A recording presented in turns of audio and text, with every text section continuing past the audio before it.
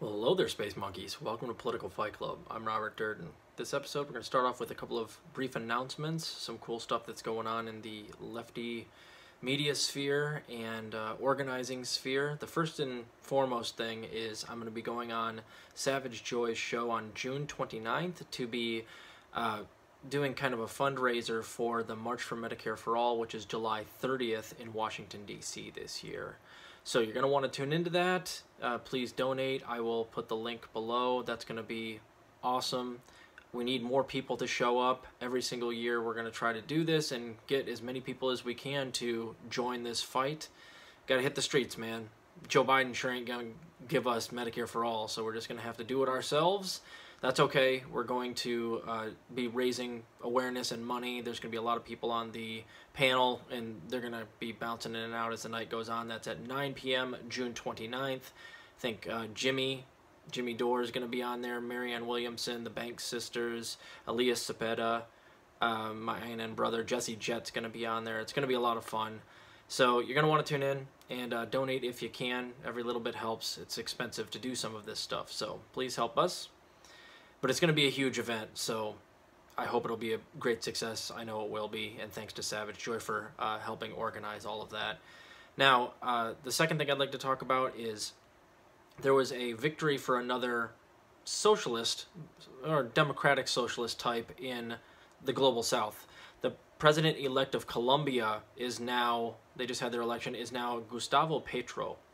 And I'm not going to try to give you all the ins and outs of this. Instead of me trying to talk for 10 or 15 minutes on something I'm really not super well versed in, I'm going to give you guys links to 3 other videos that break them down that I've already listened to that are good, that I learned a lot from, but this is not my area. So I do see this wonderful sort of pattern going on in the Global South where you're seeing a lot of more left-leaning presidents elected. We've seen this in Chile with kind of the center-lefty Gabriel Boric. We saw this in Ecuador with Pedro Castillo. We covered that as well, and numerous others. And this is an interesting one in Colombia because Colombia is traditionally a right-wing fascist country led by a guy named Ivan Duque. He's kind of a literal crazy fascist who had death squads and stuff. He was defeated by Gustavo Petro, and he was a rebel back in the day, part of a sort of social democrat, democratic socialist rebel group called M19, and he gave up his arms 20 or 30 years ago. Now he's president-elect, and it looks promising. Now, you guys know I'm not for electoral politics in general, but again, these countries function differently than the United States. Just because I'm not for us trying to run a social democrat through our duopoly that is heavily funded to the tunes of tens of billions, if not hundreds of billions of dollars to defend against something like that. I do like when social democrats win in these countries, specifically when they just previously had a straight-up fascist government. So I've heard that Petro is, of course, to the right of someone like me, but it's essentially a Bernie Sanders-style guy winning and becoming president. And one of the most interesting and most important things that he did as soon as he won, basically, is he came out and he said he's going to normalize relations with Venezuela, who is their neighbor. They share a border. So that's interesting because, of course, Maduro is a lefty in Venezuela, and a lot of these Latin American countries and the Global South and Africa, all of these countries that have basically been victims of colonization from the U.S. empire are banding together and saying, you know what, we may have had some differences in the past, but we're willing to work together now because fuck the U.S. That makes me actually very, very happy because, Venezuela then has to be reckoned with if they have Colombia and a bunch of these other countries backing them up, and they have, oil reserves that are important to the U.S. They can really grab the U.S. by the balls if they all kind of band together, and that spells disaster for the United States and the West. So I like that this is happening. I don't know much about Petro, but I will link to you 3 great episodes, one with Nick Cruz and Ben Norton on RBN, which was fabulous. Ben Norton knows a lot about this stuff. Another from the Convo Couch, Fiorella and Pasta were just down there in Colombia. They do a great 2-hour episode. And then there's another one on Mint Press News with Dan Cohen, where he's talking to a journalist who is in Colombia now. Those are great. Just watch those. crash course yourself, but this is, in my opinion, very good news. And those are the videos that if you don't have time to read about it and learn up on this stuff, those are the videos I would recommend just going and checking them out. That's where I learned a lot of what I just told you. So, but they go into much more depth. Please check those out as well. Lastly, guys, that's what the this is what the episode is really about. I'm going to be covering an article that I wanted to cover 2 weeks ago, but I've been a little bit too busy lately. I've been working a lot. But it basically is a crash course in how the label of disinformation has been weaponized in this country in this new McCarthyite era. Basically, what the elites and what the mainstream media in this country has been trying to do is tell you half-truths about what's going on in the Ukraine war, so as to manufacture consent for us to go over there and give them more weapons, or you know, try to destroy Putin. You know, they have to manufacture consent by making Putin look like the most evil dude on the face of the planet, and they have to whitewash and marginalize certain details about how NATO is actually an aggressive organization, or how we're actually giving a lot of weapons to neo-Nazis like the Azov Battalion. Those facts get marginalized, pushed out towards the margins with the label of disinformation. Disinformation. That's what they call people like us who are giving you context and making you understand that you're having your consent manufactured when they say Putin is super evil, he's the next Hitler, and we have to go over and intervene. That's, I mean, Putin's not perfect, right? No, I don't, very few people are saying that they're pro what Russia is doing in Ukraine. I'm certainly not. But I also don't buy into that, you know, binary thinking that like we're the good guys 100% of the time and Putin's 100% evil. The United States had a huge part to play in provoking this war. The Maidan coup in 2014 is an example. You say something like, well, the United States actually backed a proto-fascist sort of coup in 2014, and now they usurped Viktor Yanukovych, who is generally a more Russia-friendly leader who was elected democratically. If you say something like that, and then especially if you say, well, one of the driving forces of that coup was actually a very hyper-militant and hyper-violent group called the Azov Battalion, who now is in the Ukrainian fighting forces. If you say stuff like that in this era and in this country, when they're making tons of money for the weapons manufacturers in this country via this war, and bleeding Russia at the same time by creating a quagmire, you will be called disinformation. So this is a great article. I'm going to read to you just, you know, briefly from all the parts of it. It's from popularresistance.org.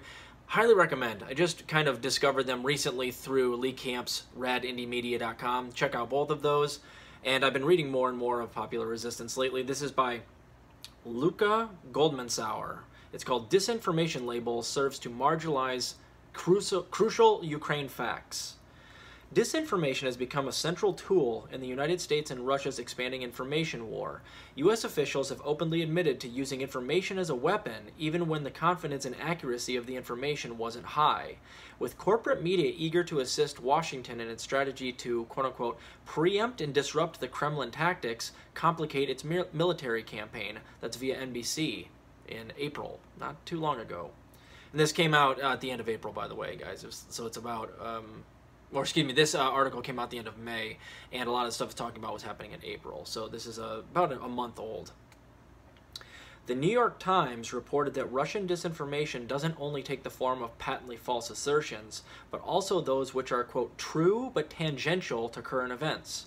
That's a convenient definition, in that it allows accurate facts to be dismissed as disinformation. But who determines what is tangential, and what is relevant, and what are the guiding principles to make such a determination? In this assessment, Western audiences are too fickle to be trusted with making up their own minds. There's no denying that Russia's disinformation campaign is key to justifying its war on Ukraine, but instead of uncritically outsourcing these decisions to Western intelligence officials and weapons manufacturers, and as a result erasing realities key to political settlement, the media's ultimate guiding principle for what information is tangential should be whether it is relevant to preventing the further suffering of the Ukrainian civilians and reducing tensions between the world's two largest nuclear powers. Exactly right. And what they try to do is exactly the opposite in the U.S. They make tons of money for weapons contractors, and at this point also big oil's making a killing due to what's going on with the sanctions that we put on Russia, driving the oil prices up, gas prices go up as well, and then, you know, companies like Chevron and that are big oil or big gas companies in the United States, they see, okay, we've got a convenient scapegoat in Russia for just jacking our prices up even further. That's why we have, between, you know, the obvious gas prices going up because of the sanctions on Russia, which we get some of our gas from Russia, the added, like, inflation of our money and of gas prices in America is added to by the greed of the corporations that sell you gas, knowing that they can price gouge you if they can conveniently blame Russia for it right now. Both those things together are causing enormous gas prices in the United States, just to give you an idea of what's actually going on. Let's go down just a little bit further here. We're going to talk about the things that I've been telling you about. You know, if you talk about how the Azov is incorporated into the Ukraine fighting forces, if you talk about things like the Maidan coup, those are things that are almost certainly left out with everything that the mainstream media reports on in Russia because they're so damning and because they ring true with people. Americans don't like the idea of us sending money to Nazis, but certainly not $55 billion to Nazis. We don't like that here in America. We still don't like Nazis. The average American does not like Nazis. They hear that fact and they're suddenly like, well, why the fuck are we doing this? So the coup conspiracy theory, quote unquote. For example, the New York Times on April 11th, 2022 claimed that U.S. support for the 2014 Maidan revolution that ousted Ukraine's democratically elected president Viktor Yanukovych was a conspiracy theory being peddled by the Chinese government in support of Russia. You can always count on the New York Times to weave all that shit together. Expert propagandists there. The article featured an image with a red line crossing out the face of journalist Benjamin Norton, who was appearing on a Chinese news channel to discuss how the U.S. helped orchestrate that coup. The evidence he presented, a leaked call initially reported by the BBC in which then State Department official Victoria Nuland appears to select opposition leader Arsenij Yatsenyuk to be Ukraine's new prime minister, is something he noted that the Times itself has even reported on multiple times. Now, go check out the episode with RBN, Nick Cruz, and Benjamin Norton. He also does a great job breaking down what happened with Gustavo Petro. He's very knowledgeable in that way. I don't agree with him on everything, but he does some good work. In this case, very good work. And we're going to go down a little bit farther to normalizing neo-Nazis. And this is the main thing. I've talked about this numerous times on this show. This is something that they really conveniently omit, no matter what. They'll never admit this stuff. Even Ro Khanna completely has changed his tune on this. He admitted that, like, the U.S. is funding the Azov in a tweet a couple of years back, and then you compare it to him tweeting nowadays, and he acts like we have to go in and invade Ukraine to save freedom, and conveniently leaves out that very damning fact. Normalizing neo-Nazis. The outsized influence of neo-Nazi groups in the Ukrainian society, according to Human Rights Watch in 2018, including the Azov Regiment, the explicitly neo-Nazi branch of Ukraine's National Guard, is another fact that has been dismissed as disinformation. Western outlets once understood far-right extremism as a festering issue that Ukraine's government underplayed. In a piece called, quote, "Ukraine's got a real problem with far-right violence," and no, RT didn't write that headline, the Atlantic Council wrote, Amnesty International, Human Rights Watch, Freedom House, and Frontline Defenders warned in a letter that radical groups acting under, quote, "a veneer of patriotism and traditional values" were allowed to operate under an atmosphere of near total impunity that cannot but embolden these groups to commit more attacks. To be clear, far-right parties like Svoboda Party perform poorly in Ukraine's polls and elections, and Ukrainians evidence no desire to be ruled by them. But this argument is a bit of a red herring. It's not extremist electoral prospects that should concern Ukraine's friends, but rather the state's unwillingness or inability to confront violent groups and end their impunity. We already know about that. Zelensky, in fact, emboldens these groups because he never really stood up to them. He ran on things that he is not doing right now, but you know, you let yourself get close, and funded by, in fact, billionaires who are tied closely to these right-wing extremist groups like Igor Kolomoisky, who funded Zelensky's television show and then his presidential run.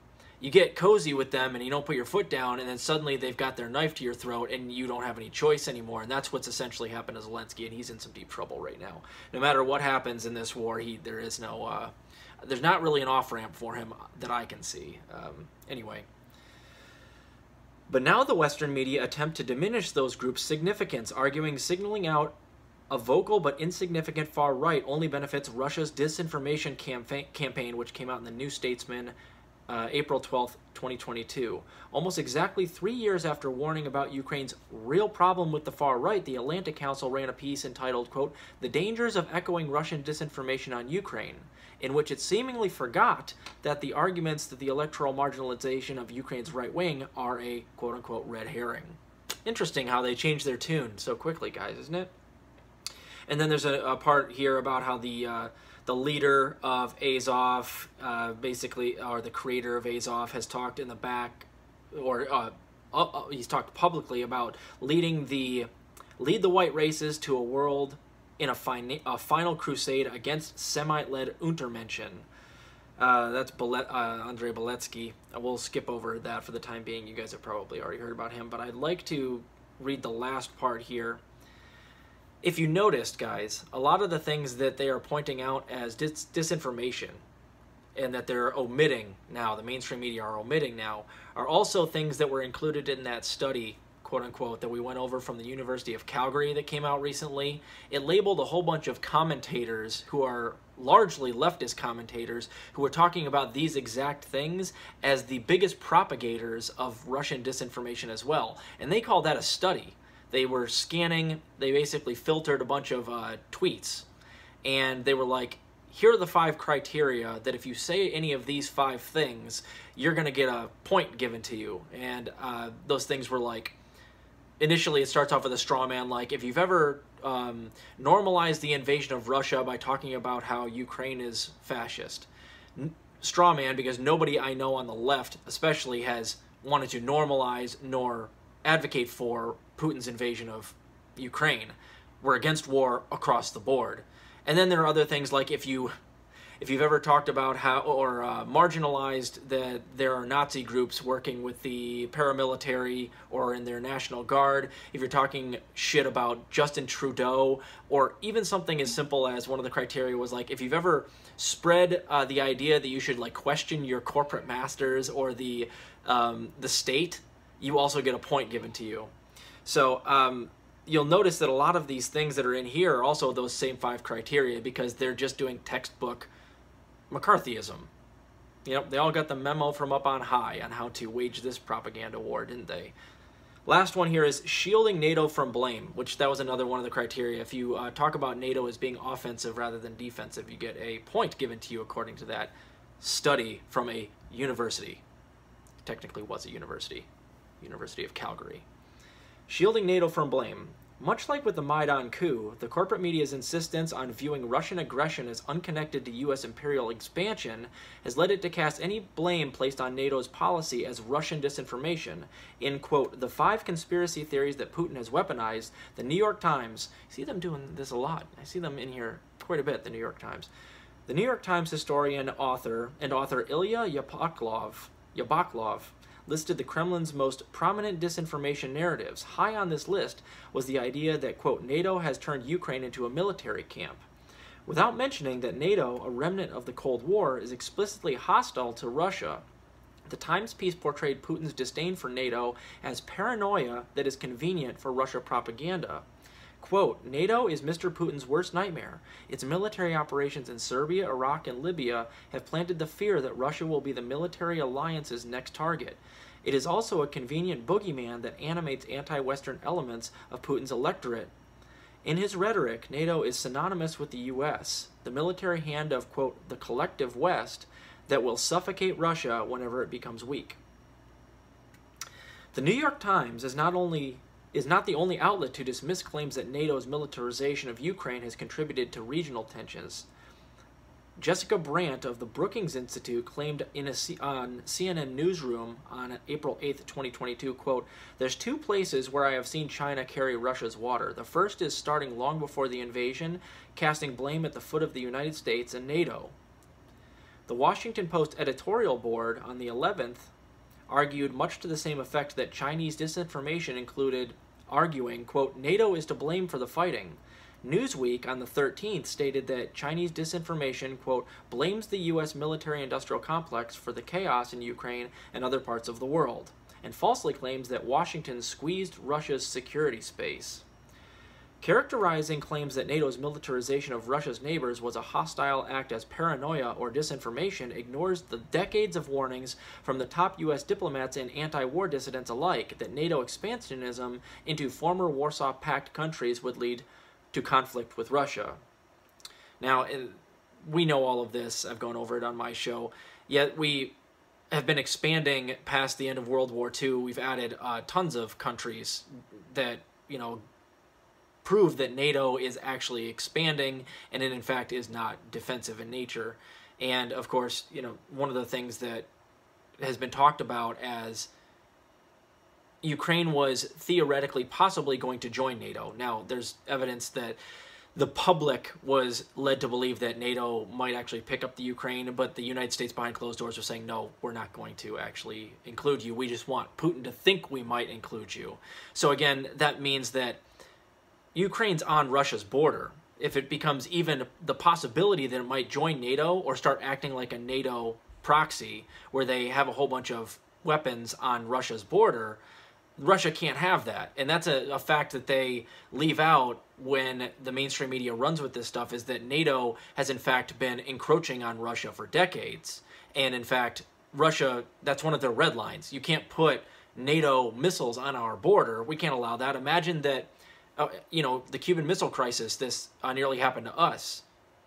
Missiles in Cuba that have the capability of hitting the mainland, and look what happened there. We almost started a fucking nuclear war over it. We almost got in another war because of something that happened on our border. So then the mainstream media conveniently hides the fact that NATO has been encroaching on their borders for decades, even though they're not supposed to. So the last part here I'd like to read to you, and this is what I really like about this article, is this last part here about squelching dissent. And I'm going to read to you the entire part here. As the Biden administration launches a new disinformation governance board aimed at policing online discourse, it is clear that the trend of silencing those who speak out against the U.S. official narratives is going to get worse. Outlets like RT, Mint Press News, and Consortium News have been banned or demonetized by platforms like Google and subsidiary YouTube, or services like PayPal. Mint Press News on the 25th, this is again April 25th, 2022, reported that YouTube had permanently banned more than 1,000 channels and 15,000 videos on the grounds that they were, quote, denying, minimizing, or trivializing well-documented violent events. At the same time, platforms are loosening the restrictions on praising Ukraine's far right, are calling for the death of Russians. These policies are of asymmetric censorship, aid U.S. propaganda, and squelch dissent. And that's propaganda, folks. It's not just about selling people your bullshit. You also have to silence the people that are telling the truth. And the U.S. propaganda apparatus does those things very well. I'm trying to break that down for you so you understand how it goes, and so you can see it in real time if you watch this channel. After receiving a barrage of complaints from the outlet's supporters, PayPal seemingly reversed its ban of Consortium News' account, only to state later on that this reversal was mistaken, and that Consortium was in fact permanently banned. The outlet's editor-in-chief Joe Loria said on the 4th of May, and he responded to PayPal's ban, quote, given the political climate, it is reasonable to conclude that PayPal was reacting to Consortium News' coverage of the war in Ukraine, which is not in line with the dominant narrative that is being increasingly enforced. As Western outlets embrace the framing of a new Cold War, so too have they embraced the Cold War's McCarthyite tactics that rooted out dissent in the United States. With great power conflict on the rise, it's all the more important that the U.S. audiences understand the media's increasing repression of debate in defense of the dominant narrative. In the words of Noam Chomsky, quote, there's a long record in the U.S. of censorship, not official censorship, just devices to make sure that what intellectuals call the bewildered herd, the rabble, the population don't get misled. You have to control them, and that's happening right now. So you should read the entire article. I skipped over a bunch of the important parts, but I wanted to tie this in with what I've been talking about, which is this propaganda takes so many forms, and one of the main mechanisms. This isn't a form of propaganda, but it's a mechanism that they're going to continue to use. Is if you are pointing out inconvenient things that the United States is doing in the Ukraine war, like funding Nazis, like that we funded a coup, that's things that the American public tend to get pretty pissed off when they know about it. So what they do is they marginalize these things by just calling everybody that tells you the context of these aggressions by NATO or the coup that was basically orchestrated by the West to oust Yanukovych. They're going to call you disinformation. They'll smear you. They're going to try to get you taken down monetarily. They'll get you banned. And I will cover more on this in the future, but this is also why Mint Press News, Consortium News, the Gray Zone get attacked so much, and why the Paul Mason story that the Gray Zone just dropped with Kit Clarenberg doing some more great work is so important, because we're starting to understand beyond surface level things about how these propaganda apparati work within like the deep state. And I'll cover that article. There's multiple articles from the Gray Zone that I'll be covering on Rockfin Only. It's exposing how the Gray Zone itself was targeted for telling a little bit too much inconvenient truth for the establishment, and they got literally targeted by, or they were about to get targeted by, a very high up media figure in the UK named Paul Mason, who was working with astroturfing experts who do media disinformation and psyops to basically smear or make a laughingstock of all of these outlets that are telling too much truth. And that's just a play in the playbook, guys. They'll defund you, they'll smear you, they'll drag your good name through the mud, they'll dig up anything they can on you. They'll play as dirty as they have to. And we're starting to figure out, we're peeling back the layers of the onion and figuring out how these apparati actually work.